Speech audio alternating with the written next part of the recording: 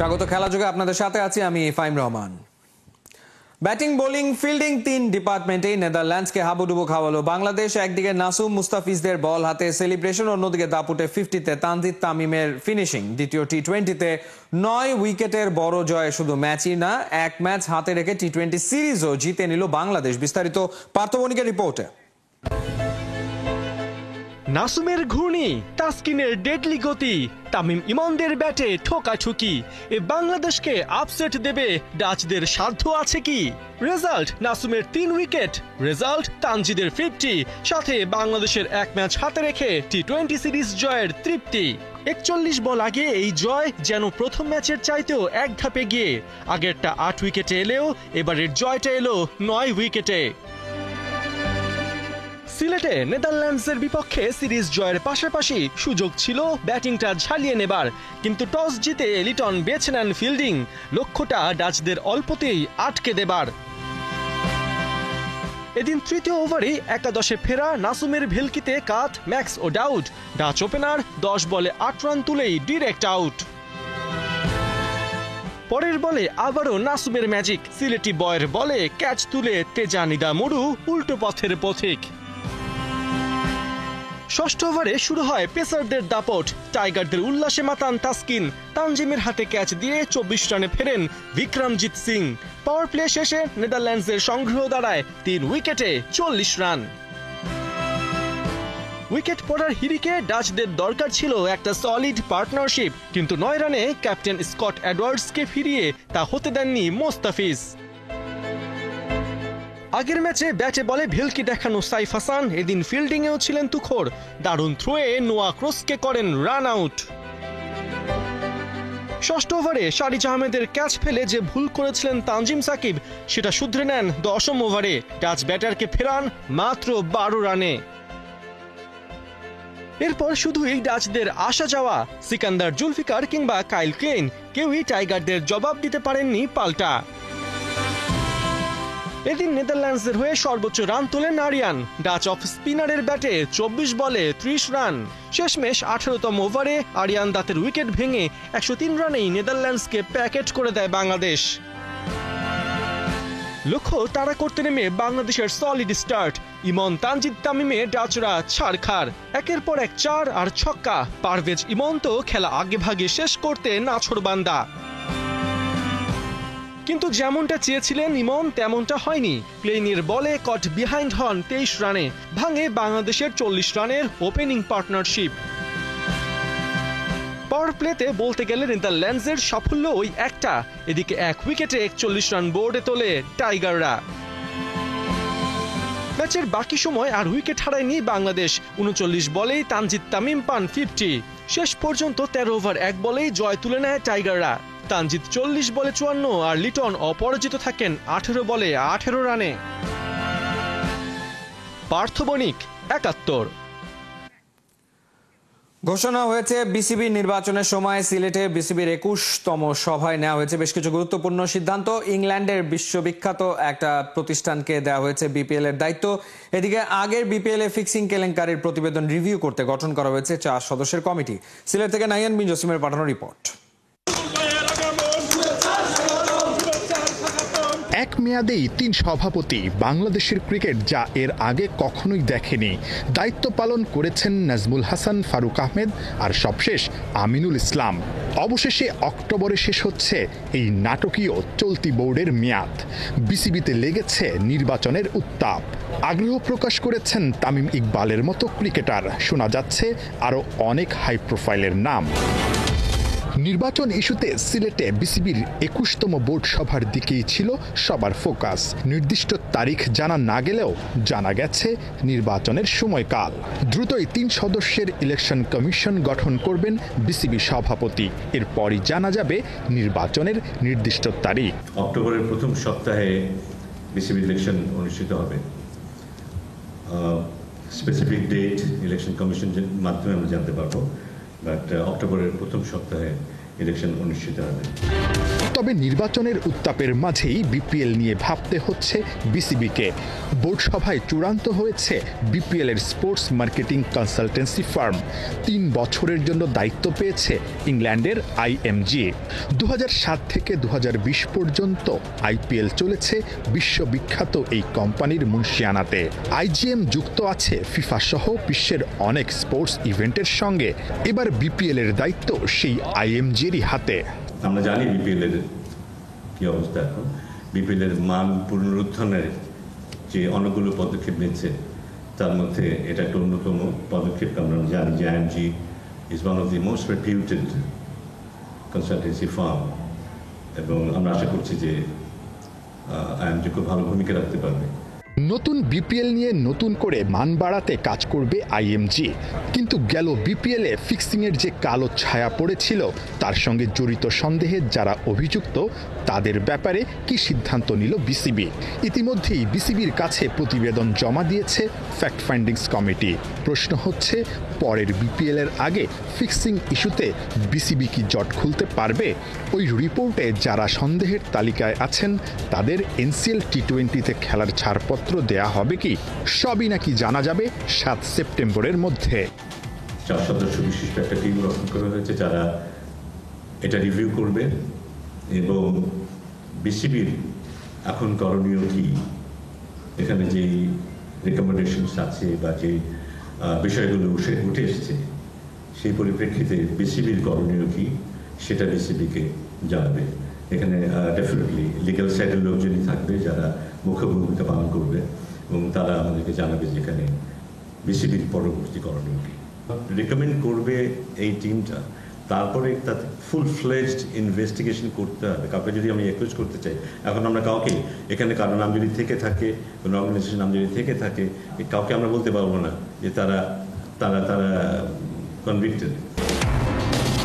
BPL season 12-কে ভিন্ন মাত্রা দিতে চায় বিসিবি, তবে কয়টা দল নিয়ে এবারের আসর হবে এবং ভেন্যু কয়টা থাকবে সেটা নিয়ে এখনো চূড়ান্ত সিদ্ধান্ত হয়নি।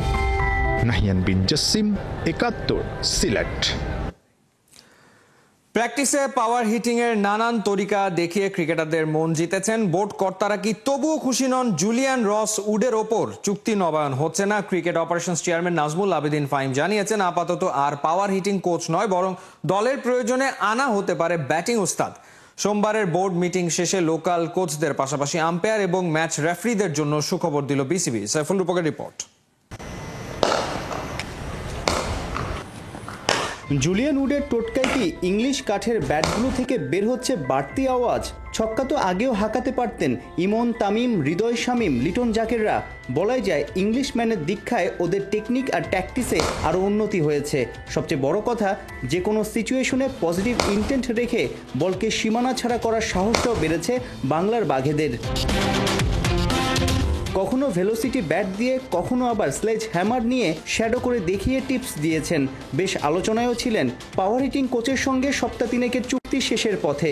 বাংলাদেশের পরিবেশ মনে ধরায় নতুন চুক্তিতে এখানে কাজ করার আগ্রহ দেখিয়েছেন জুলিয়ান, যদিও বিসিবির আছে ভিন্ন ভাবনা। 3 সেপ্টেম্বর পর্যন্তই ওর সাথে চুক্তি করা হয়েছে কয়েকটা দিনের জন্য, এবং এর মধ্যে এটা সীমাবদ্ধ থাকবে। ভবিষ্যতে কখনো দরকার হলে আমরা আবার তাকে আনবো বা তার মতো আরেকজন কাউকে আনবো যাকে আমরা যোগ্য বিবেচনা করবো। কারণ এই ধরনের একটা কোচকে কিন্তু বছর পর বছর মধ্যে রাখার মতো বিষয়টা না। আমাদের স্পেশালিস্ট ব্যাটিং কোচ থাকবে দলের সাথে, এখন আছে সালাউদ্দিন দেখছে, ফিল সিমন্সও দেখছে, প্রয়োজন হলে ব্যাটিং কোচ আসতে পারে একজন। ইংলিশম্যান চলে যাচ্ছেন, অস্ট্রেলিয়ান গ্রেট আসছেন। সাইমন টফেল লম্বা সময় ধরে বিশ্বের সেরা আম্পায়ার ছিলেন। আম্পায়ারিং ছেড়ে এখন আম্পায়ারদের শিক্ষক বনে গেছেন। তার সঙ্গেই 2 বছরের চুক্তি সেরেছে বিসিবি। আম্পায়ারদের অ্যাসেসমেন্ট, তাদের মূল্যায়ন, তাদের গ্রেডিং করবে, এবং পাশাপাশি লোকাল টেকনিক্যাল লোকজনকে সে পাশে রাখবে যারা একসময় তার কাছ থেকে ব্যাপারটা বুঝে নেবে, এবং আমরা হয়তো ভবিষ্যতে কিছুটা স্বয়ংসম্পূর্ণ হব, এবং স্যামন্টাফল যখন থাকবে না তখনও তার এই কাজ চলমান থাকবে। শুধু আম্পায়ারদেরই নয়, চলতি মাসে লোকাল কোচদের নিয়েও হবে কর্মশালা। আমিনুল ইসলাম বুলবুলের বোর্ড চায় প্রত্যেক সেক্টরের সবার যেন আধুনিক ক্রিকেট সম্পর্কে জ্ঞান বাড়ে, ক্রিকেটাররা উপকৃত হয়। বিশ্বমানের 3 দিনের একটা ব্যাটিং প্রোগ্রাম হবে, যেখানে 2 পৃথিবীর বিশেষজ্ঞ কোচ আসবেন, এবং যারা আমাদের দেশের বিভিন্ন লেভেলে, এলিট লেভেল থেকে জুনিয়র ইন্টারন্যাশনাল যারা কাজ করে খেলোয়াড়দেরকে নিয়ে, তাদের নিয়ে ব্যাটিংয়ের উপরে একটা স্কিল প্রোগ্রাম কোচদের জন্য আমাদের সেরা কোচরা এখানে অংশগ্রহণ করবে। সেপ্টেম্বরে বাংলাদেশে লেভেল 3 কোচিং কোর্সও আয়োজন করবে বাংলাদেশ ক্রিকেট বোর্ড। সাইফুল রূপক, ৭১। বসুন্ধরার ফুটবলারদের পেয়ে মহাখুশি হাভিয়ার কাবরেরা পুরো স্কোয়াড নিয়ে প্রথমবারের মতো জাতীয় স্টেডিয়ামে অনুশীলন করেছে জামাল তপুরা। তবে নেই হামজা চৌধুরীকে নিয়ে কোনো আপডেট। এখনো আলোচনা চলছে বলে জানিয়েছে বাফুফে। এদিকে মঙ্গলবার সন্ধ্যায় ফোর্টিজ এফসির বিপক্ষে প্রস্তুতি ম্যাচ খেলবে লাল সবুজরা। হাসান সজীবের রিপোর্টে বিস্তারিত। শঙ্কা ছিল বসুন্ধরা 10 ফুটবলারকে পাওয়া নিয়ে, সেই ধোঁয়াশা কেটে গেছে। পুরো দল প্র্যাকটিসে সিরিয়াস। তারপরেও আলোচনা থেমে নেই একজনকে ঘিরে, তিনি হামজা চৌধুরী। হামজা চৌধুরী কি আদৌ খেলবে? হামজা চৌধুরী কি নেপালে আসবে? অনেক অনেক প্রশ্ন গণমাধ্যমের। এখনো স্টিল গতকাল রাত পর্যন্ত যেটুকু কথা হয়েছে, আমি অন্যান্য অনেক জায়গায় শুনতে পাচ্ছি যেটা নিয়ে লুকোচুরি করছে। লুকোচুরি কিছু না, আনটিল আনলেস হামজা যদি বলে দেয় যে না আসবো না। গতকালকে রাতেও আমার পার্সোনাল আমার সাথে যা হয়েছে, টেক্সট কে বলছে যে তুমি আমার একে বলছো, সেখানে আমি ট্রাই করতেছি, তাকে বলছো, সে দেখি কি করতে পারে। Squad is ready to fly, this squad, and we will prepare without Hamza if finally he is not able to join. There's no problem about that. We will prepare with this squad. This is the squad that is traveling to Nepal, and this is the team that will face these 2 matches. Hamza আসলে আমাদের জন্য একটু কষ্ট হবে, কিন্তু আমরা মানায় নেওয়ার চেষ্টা করব এবং আমাদের যতটুকু সামর্থ্য আছে তার চেয়ে বেশি আমি মনে করি দিতে হবে এবং আমরা সেখানে একটা ভালো কিছু করতে চাই। কোচ হাভিয়ার কাবরেরা বলছেন বসুন্ধরার সব ফুটবলারকে পেয়ে তিনি এখন একদম হ্যাপি, কারণ তারা ছাড়া যেভাবে আসলে অনুশীলনটা করা দরকার ছিল সেটা কিন্তু করতে পারছিল না। Yeah, we are happy to have everyone finally together. We already had a couple of meetings for the Kings players to pick up the ideas that we have been working in the first 19 days with the rest of the group. But all of us are on the same page and ready. It's a very tight time to prepare all together. Mainly today and tomorrow here. দুটি প্রীতি match শুধুমাত্র match নয়, এটাকে ভাবা হচ্ছে হংকংয়ের বিপক্ষে FC বাছাই পর্ব রয়েছে, তার আগে সর্বশেষ প্রস্তুতি। তবে প্রশ্ন হচ্ছে অনূর্ধ্ব 23-এর প্লেয়াররা রয়েছে ভিয়েতনামে এবং হামজা সমিত সোম, তারা ছাড়া বাংলাদেশের যে প্ল্যানটা সেটা কি আসলেই বাস্তবায়ন করা সম্ভব কিনা। তবে সবার প্রত্যাশা এবং কথা, আগের বাংলাদেশ এবং বর্তমান বাংলাদেশের মধ্যে অনেক পার্থক্য রয়েছে। এখনকার বাংলাদেশ চাপ নিতে পারে, এখনকার বাংলাদেশ ভিন্ন পথে খেলতে পারে।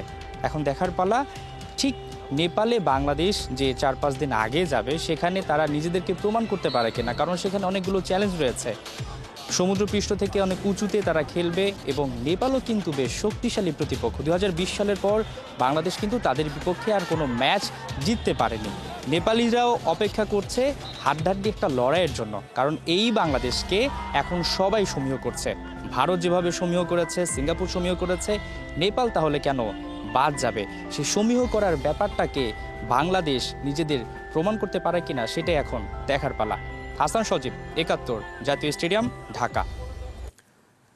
একদিন পর শুরু হচ্ছে বাংলাদেশ অনূর্ধ্ব 23 দলের এশিয়ান কাপ কোয়ালিফায়ার মিশন। স্বাগতিকদের বিপক্ষে মাঠে নামার আগে ভিয়েতনামে চলছে জোরদার প্রিপারেশন।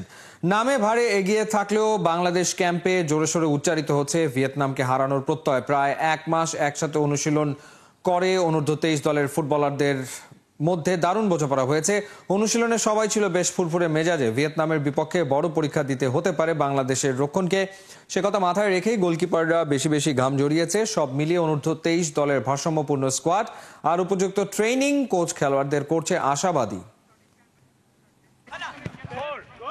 আজকে দ্বিতীয় সেশন, তো আমরা অনেক ভালো সেশন করছি। কালকে আমাদের লাস্ট সেশন ম্যাচের আগে, সো আমরা সবাই ভালো আছি। আপনারা সবাই আমাদের জন্য দোয়া করবেন, আমরা যাতে ভালো রেজাল্ট করতে পারি। অনেক আগে থেকে ভিয়েতনামকে নিয়ে অ্যানালাইসিস করছি, ওদের স্ট্রং সাইডগুলো এবং উইকনেসগুলো নিয়ে আমরা কাজ করছি। আপনারা জানেন র্যাঙ্কিংও ভিয়েতনাম আমাদের থেকে অনেক এগিয়ে এবং টেকনিক্যালি ওরা ভালো, এবং সেই দিক থেকে আমি বলবো আমাদের এইবারের প্রিপারেশন, আমাদের যে স্কোয়াড, ছেলেদের যে মনোভাব, ইনশাল্লাহ আমরা ভালো কিছুই করতে পারবো। অবশেষে নিউ কাসল থেকে সুইডিশ স্ট্রাইকার আলেকজান্ডার ইসাককে দলে ফেরাচ্ছে লিভারপুল। ব্রিটিশ রেকর্ড 130 মিলিয়ন পাউন্ডের চুক্তি করেছে অলরেডরা।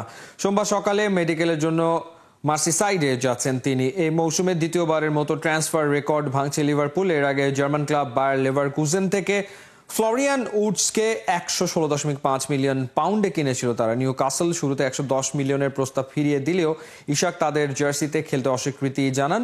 মৌসুমের কোনো ম্যাচেই এখন পর্যন্ত মাঠে নামেননি তিনি। সোশ্যাল মিডিয়ায় ক্ষোভ উগড়ে তিনি বলেন, ক্লাব আগেই তার অবস্থান জানতো, এই নাটকীয় ট্রান্সফার অবশেষে শেষ হলো।